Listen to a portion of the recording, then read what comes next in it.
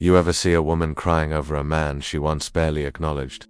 It's one of those jarring, discordant moments in life that flips the script on everything you were ever told about love, about kindness, about devotion. It's a tragedy in reverse, where the tears arrive long after the curtain has fallen. Because here's the thing, the devastating truth of it all. She didn't cry when he stayed up all night, his voice raw with a desperate hope, trying to fix the cracks she had so casually kicked into the foundation of their life together. She didn't cry when he begged her to just talk to him, to let him in, to give him a single thread to hold on to. She didn't cry when he sacrificed his pride on the cold altar of her indifference, just to feel close to her again for a fleeting moment. She didn't cry when he apologized for things he didn't even do, swallowing his own truth just to calm the storm of her unpredictable moods. She didn't cry when he started to fade, emotionally, spiritually, piece by agonizing piece, like a photograph left out in the sun.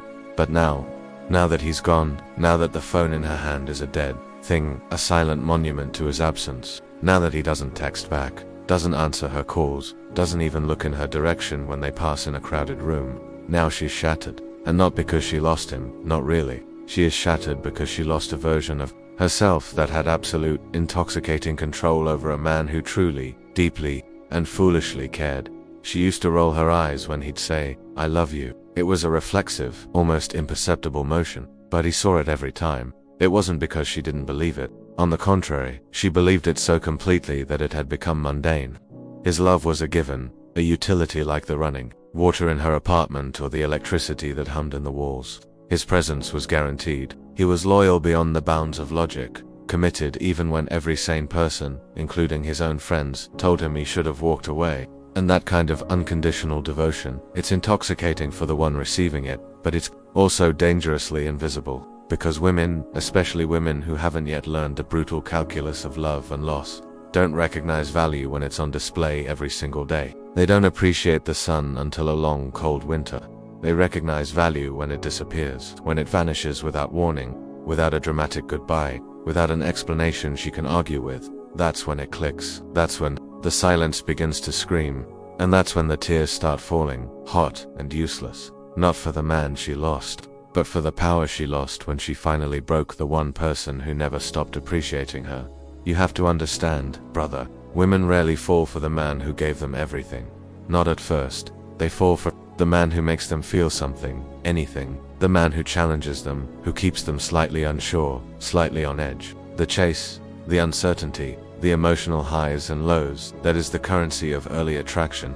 So when she had you wrapped up in comfort, wrapped in unwavering reliability, wrapped in a boundless affection, it wasn't exciting. It wasn't magnetic. Because her world, her nervous system, wasn't yet ready to cherish peace. It was still addicted to the beautiful, destructive chaos of the unknown. And she took your calm for granted, assuming it would always be there, a soft place to land, until one day, it wasn't. He didn't leave with a scream. He didn't slam doors or throw her mistakes back in her face in a firestorm of recrimination. No, the good man, the man who has given too much for too long, leaves silently. He just stops. He stops explaining himself. He stops showing up to the battles that only he cared about winning.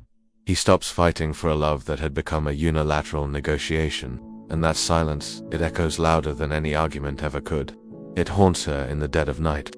Because now, the roles are reversed. Now she's the one refreshing old messages, her thumb hovering over his name, her heart sinking with every passing hour of digital silence. Now she's the one replaying memories, trying to pinpoint the exact moment the light in his eyes began. Too dim. Now she's the one scrolling through his social media feed, desperately trying to decode what he's thinking, what he's feeling, but he's not thinking about her anymore. Not in the way she hopes. He is rebuilding, he is healing, he is finally, putting the mountains of energy he wasted on her back into himself. He is watering his own garden for the first time in years. At first, she tells herself, it's just a phase, a dramatic gesture. He'll come back, she assures her friends over brunch, a confident laugh ringing slightly hollow. He always does. That's how it has always worked. He gets upset, he pulls away for a day, and then he comes back, softer, more apologetic, ready to do whatever it takes to restore the peace. So she makes a scene, a calculated performance of distress. She cries. She sends long, emotional texts at 2 in the morning, paragraphs of carefully crafted anguish and blame, designed to trigger his guilt. She posts sad, cryptic quotes on her stories, hoping he'll see them and feel that familiar pang of responsibility. Nothing happens. The messages remain unread. The calls go to voicemail. The stories are watched by everyone except him. Days turn into weeks, and the silence, once a mere absence of sound, becomes a physical presence in her life. It is unbearable. It is heavy. She realizes, with a slow dawning horror, that this time is different. He's not playing a game. He's done. And that realization, it doesn't hit her like a punch. A punch is quick, the pain sharp but immediate. No, this sinks like an anchor dropped into the deepest part of the ocean. It is slow, heavy, and utterly suffocating. The arrogance drains out of her, replaced by a cold, creeping panic. She starts to remember, not the man she complained about, the man who was too needy or too emotional. She starts remembering the man he used to be, the one who brought her a specific brand of soup from across town when she was sick with the flu, because he remembered she liked it. The one who held her for 3 hours straight after her grandmother's funeral, not saying a word, just absorbing her grief into his own chest. The one who noticed the slightest shift in her mood and would adjust his entire energy to try and make her smile. She remembers the way he looked at her, not just with desire but with a kind of reverence, like she was the only woman alive. And for the first time she truly sees the chasm of difference between a man who loves her and the boys who flirt with her, because attention is cheap, validation is a commodity. But his love, that was rare, that was real. And now, it's gone. You know what's brutal? The man she took for granted is the one who never made her chase. He made it too easy, too safe. He was always available, always dependable, always kind. But that kindness, over time, became background noise. That availability turned into predictability. And eventually she confused it all for weakness. Because the truth is, when a woman hasn't matured emotionally, when she hasn't yet learned the quiet strength of peace, she mistakes emotional consistency for passivity. She doesn't realize how incredibly hard it is for a man to stay patient while being slowly, subtly disrespected. She doesn't understand how much strength it takes not to snap, not to leave, until he finally, quietly, does. Now she cries into her pillow at night, the tears hot with confusion and a nascent regret. She wonders what changed. She tells her friends, he just switched up on me. She convinces herself, in the echo chamber of her own rationalizations, that he became cold, distant, heartless. But deep down, in the silent, honest courtroom of her own soul, she knows the truth. He didn't switch up, he wised up. He finally saw the pattern. He finally saw how his love was being drained from him like a slow leak, never to be returned, only to be taken. And instead of staying and trying to prove his worth yet again, he left. Not because he stopped loving her, but because he finally started loving himself more. And the ultimate, tragic irony, the moment he stopped chasing her is the moment she started chasing him, because she never truly loved him for who he was. She loved him for what his unwavering attention did for her ego. She loved the validation. She loved the comfort. She loved the control. And now that all of it is gone, she is craving it like a drug. Not the man, but the mirror he held up to her, the one that made her feel wanted, special, powerful. And without him, she feels invisible. It always happens like this. When you're available, you're taken for granted. When you leave, you're romanticized. Suddenly, in the rearview mirror of her memory, you were the best thing she ever had. Suddenly, she's realizing everything she lost. But what she's truly mourning isn't just a relationship. It's the version of herself that felt adored without ever having to earn it. And that version of her is gone forever, because the man she used to ignore is now the man she can never get back. And that is not something that tears can fix. She replays the final moments, the final weeks, in her mind, obsessing over what she missed. Was there a sign, a shift in his tone, a single moment when his eyes stopped lighting up when she walked into a room? And the answer is yes, of course. There were 1,000 moments, 1,000 tiny paper cuts to his soul that she either didn't notice, or worse, she noticed and didn't care. She didn't care because she operated under the fatal assumption that he would always stay. But no matter how cold she became, how distant, how dismissive, he'd still be there, holding on, hoping. She never expected the day would come when he'd finally stop hoping, when he'd let go of the rope. But that day came, and now, it's all she can think about. She talks about him differently now, with a softness that borders on reverence, a regret that clings to her words like perfume. The same friends she once complained to about him being too much or too intense now hear her say things like, he was actually really, really good to me. Or, I didn't realize how much he did for me until now.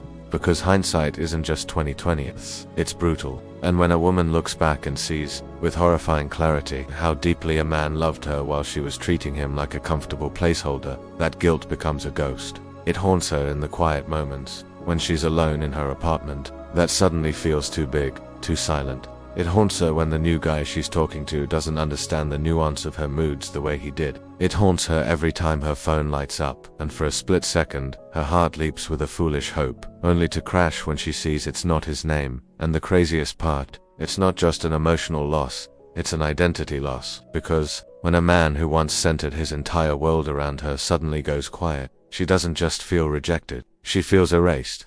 And that is something that women, in the modern dating landscape, are not used to. They are used to being the ones who decide when it ends, the ones who pull away first, the ones who get to rewrite the narrative of the breakup to cast themselves as the one who had to leave. But when the man beats her to it, when he walks away without bitterness, without drama, without one last desperate plea for her to see his worth, that flips the entire script. Now she's the one left holding the ending she didn't write, and that lack of control, that loss of narrative power, it kills her. She scrolls through their old pictures, her finger tracing the outline of his smile on her phone screen, a smile she barely noticed when she had it every day.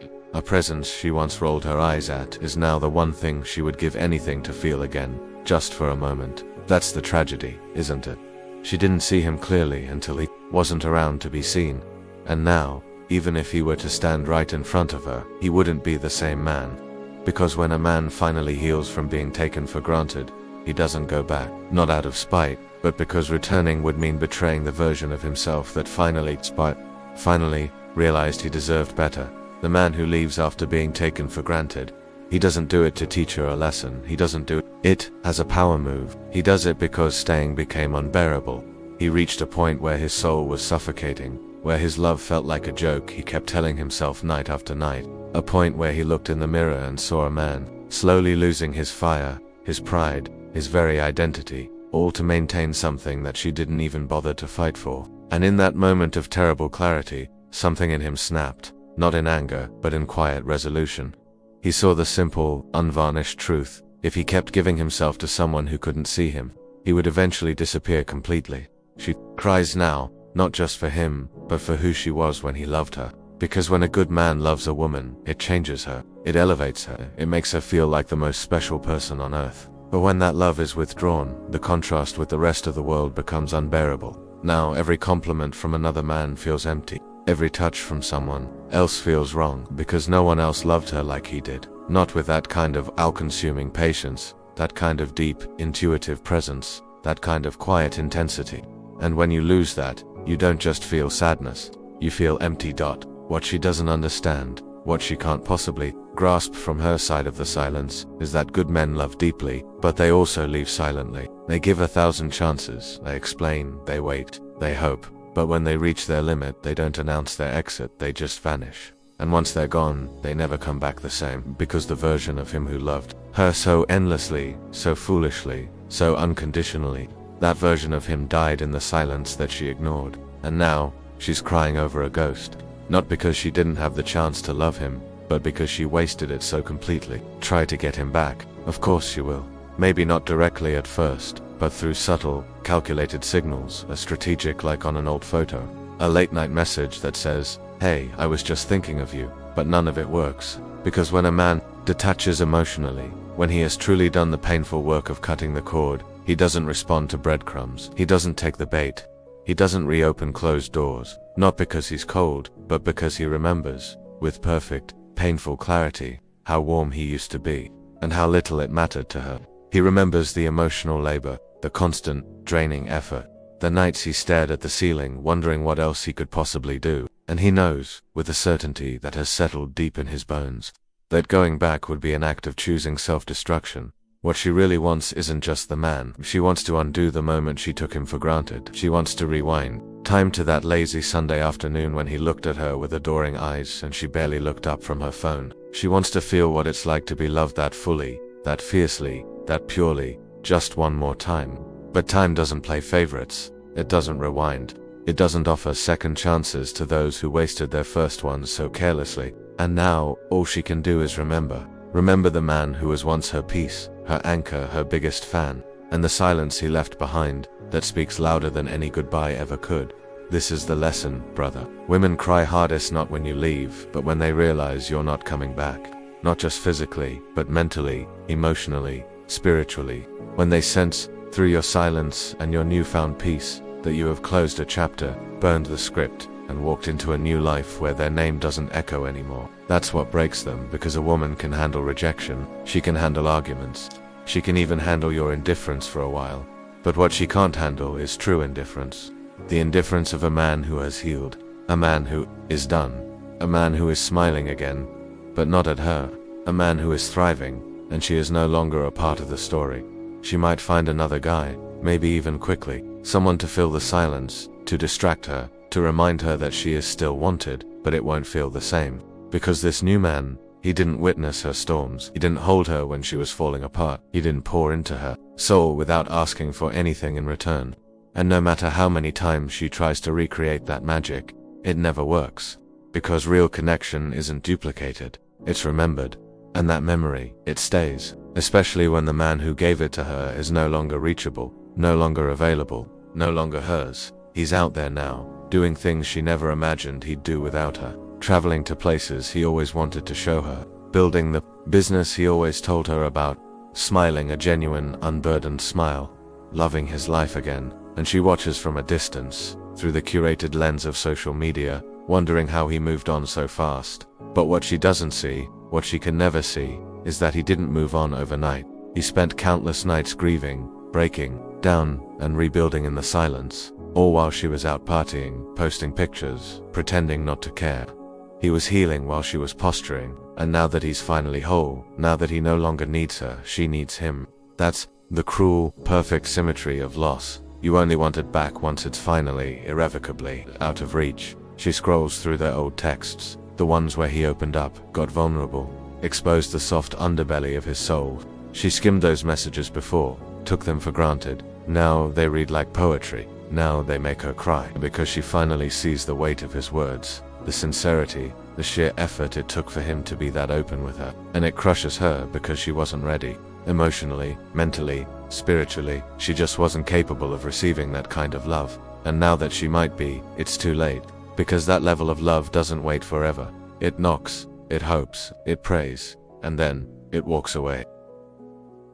Every birthday, every holiday, every little moment she used to share with him now feels empty. It used to be automatic, a message from him, a plan, a thoughtful gesture. Now there's just nothing. And she realizes how deeply he was woven into the fabric of her life. Not just as a boyfriend, but as a rhythm, a presence, a home. And when you lose your emotional home, it doesn't matter how many new shiny mansions you walk into. None of them feel like shelter. None of them carry that same warmth. Because it wasn't about the money, or the status, or the image. It was about how he made her feel. Safe, seen, loved. She remembers the times she laughed at his pain, dismissed his feelings, accused him of being too emotional. Back then, she thought it made her strong, independent, untouchable. But now she sees it for what it was. Emotional immaturity disguised as strength. And the man who once cried to her, who once asked her to be softer, who once begged for connection, he is now the one walking through life with a quiet peace in his heart, while she carries a raging storm in hers. And that storm, it doesn't end, because she is now battling regret. And regret doesn't scream, it whispers. Every single night, non-stop, she sees him with someone new now, and it burns. It burns not just because he's moved on, but because he looks happy. Genuinely, authentically happy. The kind of happiness she always thought only she could give him. But here's the brutal truth. When a man finally leaves a woman who took him for granted, and he meets someone who sees him, really sees him, it transforms him. He becomes more alive, more present, more himself than ever before. And nothing cuts deeper than a woman realizing that the version of him she always wanted only showed up after she was gone. She thought she had time to ignore him, time to fix things later, time to come back when she was ready. But time isn't loyal to comfort. Time rewards effort, not assumption. And while she was assuming he would always be there, he was quietly evolving, quietly letting go, quietly realizing that love shouldn't feel like begging, that he was worth more than half love, cold affection, or emotional scraps. And now, the clock she never paid attention to has run out, and she can't rewind it with her tears. The man she once belittled, doubted, and dismissed, is now the standard she secretly compares every other man to, and no one measures up. Not because they aren't good men, but because she knows what it felt like to be loved without games, without conditions, without ego. And now she sees the true depth of what she lost. It wasn't just love, it was peace, it was presence, it was real. And in a world full of performative, fleeting relationships, that kind of love becomes a ghost that she chases and never ever catch again. She goes through her own healing phase now. She talks about self-love and setting boundaries and personal growth. But in the quiet moments, when no one is watching, she's grieving. Grieving a man she once had in the palm of her hand, but didn't have in her heart. Grieving a man who would have given her the world, but she treated like an option. And that grief, it's the most honest emotion she's ever felt, because it wasn't stolen from her. It was lost, dropped, ignored, and now, it's too far gone to retrieve. And the man, he doesn't hate her, he doesn't talk bad about her, he doesn't need revenge. Because he got the only closure he ever really needed, the deep, unshakable peace that comes from knowing he did everything he could, that he loved fully, that he stayed long enough to be proud of himself, and left before he lost his soul. And that peace, it's not loud, it doesn't need validation, but it radiates. And when she sees it in his eyes from across a room, that unshakable, grounded peace, it'll break her heart all over again, because she knows with a certainty that steals her breath, that she can never ever disturb it again. Now she's left with memories. And memories are a cruel form of punishment when they are the only access you have to a person who once made your entire world feel safe. She replaced the way he used to look at her, not with lust, but with reverence. The way his tone would soften when she was sad. The way he'd drop everything to show up for her, even when she didn't deserve it. She didn't know back then that this kind of love was sacred. She thought it was replaceable, but now, surrounded by shallow attention and half-hearted lovers, she realizes how incredibly rare it was, and how foolish she was to treat it like it would last forever without any effort on her part. She starts to see herself differently, too. Not as the empowered, desirable woman she always thought she was, but as someone who let go of something golden. Not because she was strong, but because she was blind. And that realization doesn't empower her, it humbles her, because for the first time in a long time, she's not the prize. She's the cautionary tale, the woman who lost the real one. And every time she hears a song that reminds her of him, sees a place they visited, or catches his name in a conversation, it stings. Because he's not just a man she used to know, he's the man she couldn't keep. There is a unique kind of heartbreak that comes from realizing you had everything you once prayed for and you wasted it. That's what she carries now, a silent, daily ache, because no matter how much she distracts herself with parties, dates, or self-improvement podcasts, his absence still whispers in her happiest moments. She wonders what it would have felt like to share them with him. In her darkest hours, she reaches for the memory of his presence, hoping to borrow some of the calm he used to give her so freely. But memory doesn't heal. It only reminds, and that reminder has become her prison, you see. When a man finally leaves a woman who took him for granted, something shifts in the universe. Not because he stopped loving her, but because he started loving his peace more. And peace is powerful. It doesn't demand, it doesn't chase, it just exists. And now, as she screams into the void of her regret, he is walking in silence, calm, composed, free. He doesn't post revenge quotes. He doesn't send cryptic messages. He doesn't need her to know what she lost, because he knows, and that knowing is enough. She tries to convince herself that she's fine, that she's growing, that it wasn't meant to be. But deep inside, she knows the truth. She didn't lose him because of fate. She lost him because of choice. Her choice to disrespect, to delay, to deflect. And that's the hardest truth to swallow, because when you break something fragile, you can try to repair it. But when you kill something pure, it never comes back the same. And that's what she did. She killed the love he had for her, not with a grand betrayal, but with the slow, creeping poison of neglect. And that kind of death doesn't reverse. And he has become everything she thought he'd never be without her. He's glowing, he's building, he's attracting better. Because the love he used to give to her, he finally learned to give to himself. And that kind of energy, it magnetizes. People feel it. Women feel it. The kind of women who don't want to take, but to pour back into him. The kind who don't need to be convinced of his worth, but are already ready to cherish it. And when she sees him with someone like that, someone who appreciates him without needing to be begged, it will destroy her, not because he moved on, but because he upgraded. She tried to explain it to herself that maybe he was never that serious. Maybe he always had one foot out the door. Maybe she dodged a bullet. But those stories won't hold, because deep down she knows He was all in from day one, she just couldn't recognize it. And the deeper truth, she wasn't all in, not with him, and not with herself. Because women who are at war with their own emotions can't recognize peace when it shows up. They mistake it for boredom. They label it as weak. And only once that peace walks away do they finally understand what strength really looks like. She dreams about him sometimes, not in romantic fantasies, but in stark, painful regrets. She sees him standing in front of her, looking at her the same way he used to, with all the love in the world in his eyes. But no matter what she says, no matter how much she pleads, he just keeps walking away. And when she wakes up, the ache in her chest is real. It's not about missing him, it's about missing the chance to love him right. And that chance, it's not coming back. Because men like him, they don't orbit forever. They love once, love hard, and if you lose them, there's no encore. He became a man who no longer reacts. And that, more than anything, scares her because she used to be able to control him. With her emotion, with her silence, with her distance, with her passive aggression. Now, nothing moves him. Not a message, not a memory, not a tear. That emotional detachment, it's irreversible. And it's her own doing. She built the wall he now stands behind. She created the silence he now lives in. And she can't tear it down, because it's not his defense anymore. It's his peace. So here's the truth, brother. When a woman takes a good man for granted, she's not just risking the relationship. She's gambling with the one man who would have stayed through it all. And when that man finally walks, he doesn't look back. Not because he's heartless, but because he gave her enough chances to do right, and she chose otherwise. And now, she cries. She reflects. She posts quotes about loss and growth, but none of it brings him back, because he is no longer a chapter in her life. He is the lesson, and she will carry it forever. The first stage of her new reality was denial, a thick and comforting blanket of arrogance she pulled over her head. When Maya walked into the apartment and found it unnervingly tidy, a certain quality of the air changed. She didn't feel panic, she felt annoyance.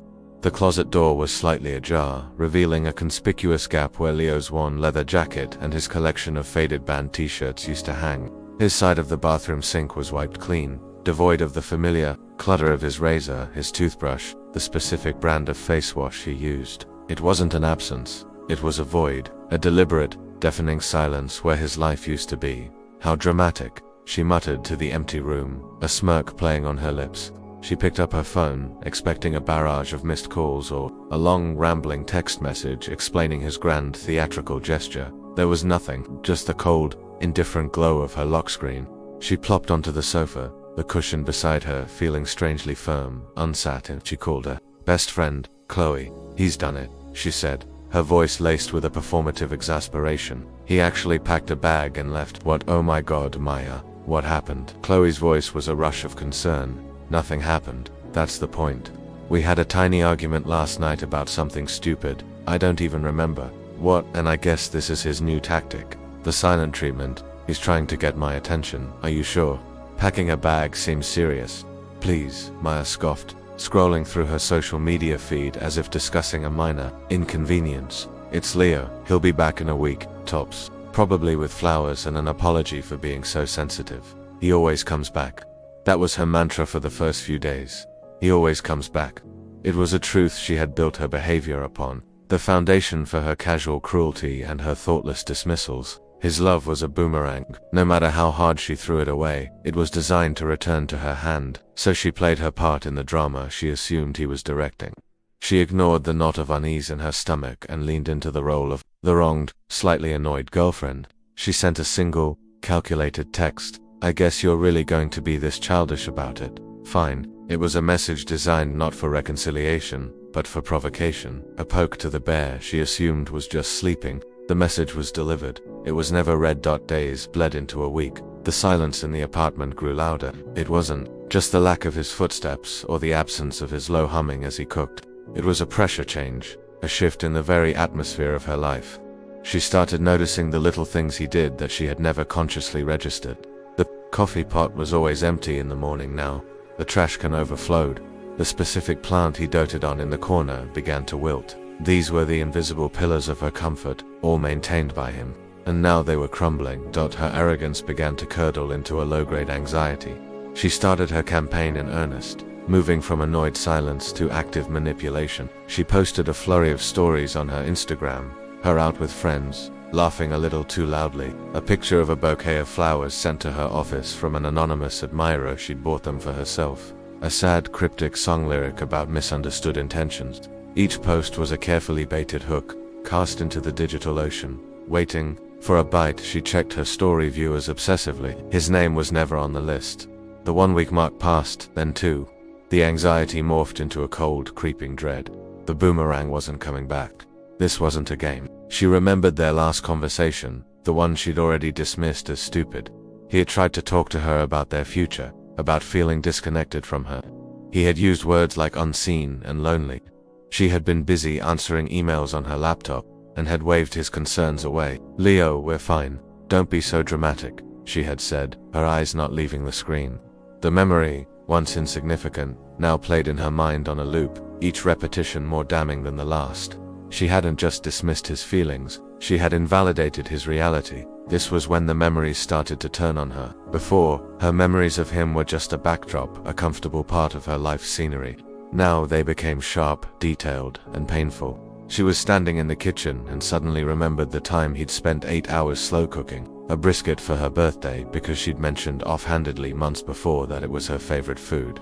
She'd eaten a few bites, thanked him, and then spent most of the evening on a work call. She could now, with perfect clarity, see the flicker of disappointment in his eyes that he had tried so hard to hide. She was driving past the animal shelter and was hit with the memory of him pulling over one rainy afternoon to help an old woman coax a terrified, shivering dog out from under a car.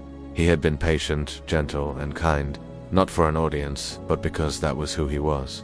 She had been annoyed at the time, complaining that they would be late. These moments, these resurrected ghosts of his goodness, began to crowd out her justifications. Her narrative of him being too needy started to fall apart, replaced by a horrifying news story that he had been endlessly giving, and she had been endlessly taking. The realization that she was the villain in a story she had always cast herself as the heroine of was disorienting. It was like looking in a mirror and seeing a stranger. She broke down, not the performative tears she had deployed in the past to win an argument, but a deep, racking sob that came from a place of genuine loss. She curled up on his side of the bed, burying her face in a pillow that no longer smelled like him, and cried for what felt like hours. It was a cleansing, agonizing cry. The cry of a queen who had woken up to find her kingdom in ashes, and realized she was the one who had been playing with matches all along. Her social life became a minefield of comparison.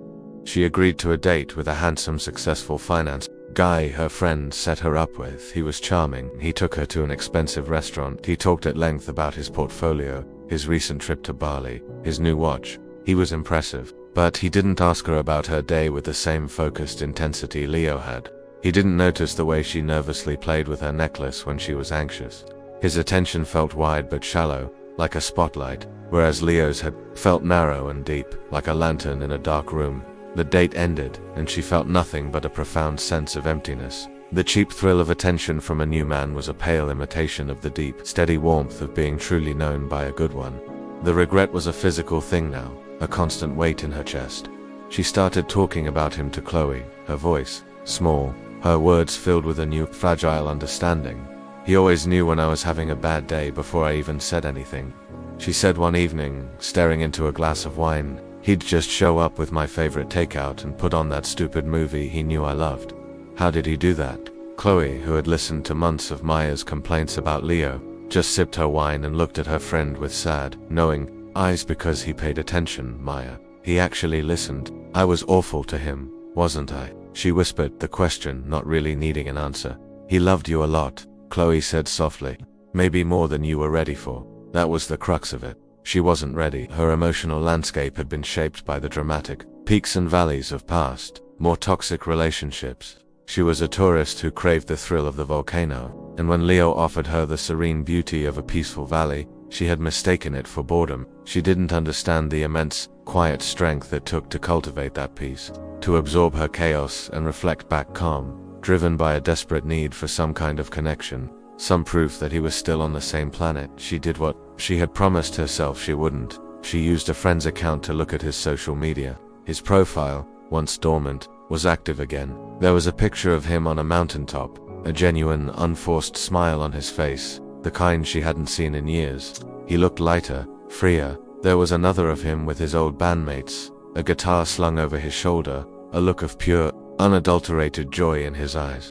He was reclaiming the pieces of himself he had sacrificed for her. He was not just surviving her absence, he was thriving in it. The pain of seeing him happy without her was a sharp physical blow. It was a definitive statement that his world did not, in fact, revolve around her. He was his own sun, and she had merely been a planet that had spun out of orbit. Her ego, which had been so inflated by his constant adoration, was now a shriveled, pathetic thing. And then came the final, soul-crushing strike. A picture posted by one of his friends. It was a group shot from a bonfire on the beach. And there, sitting next to him, was another woman. She wasn't a supermodel or she was just pretty with a kind smile. She was looking at Leo, who was in the middle of telling a story, and the look in her eyes was one of pure, unadulterated admiration. It was the same look of reverence he used to give Maya, and Leo, in turn, was looking at her as he spoke, his body angled towards hers, a comfortable, easy intimacy radiating between them. He was giving his attention, his presence, his energy to someone new. Someone who, Maya could tell just from that single photograph, would not take it for granted. That was it. That was the moment the last foolish vestiges of hope died. It wasn't just that he had moved on. It was that he had upgraded. He had found someone who could meet him where he was. Someone who could appreciate the man he had become. After the fire of their relationship had burned away his need for approval, the version of him she secretly always wanted, the confident, centered, happy man, had finally emerged. But he had emerged for someone else. The regret was no longer a whisper. It was a deafening roar. She understood now what she had lost. It wasn't just a boyfriend. It was peace. It was presence. It was the unwavering loyalty of a man who would have walked through fire for her, and she had let him go for nothing. She had traded gold for glitter, and now all that was left was the cheap, empty shine. She tried to rationalize it, to build a narrative that would soothe her shattered pride. Maybe he was never that serious, she'd think. Maybe he always had one foot out the door. But the lies were thin and translucent, offering no comfort. She knew, with a certainty that was now burned into her soul, that he had been all in. He had given her every part of himself, and she had treated his heart like a child's toy, to be played with and then carelessly discarded. Her own journey of self-improvement felt like a mockery. She read the books on self-love, she went to therapy, she set boundaries, but it all felt like a desperate attempt to become the woman who would have been worthy of him. And in her quietest, most honest moments, she knew that even if she became that woman, it wouldn't matter, because the man she had lost was not the same man who was now out in the world. The version of him that had loved her so unconditionally, so completely, was a ghost. He had died in the long cold silence of her neglect. She dreamt of him often, not romantic dreams, but dreams of loss.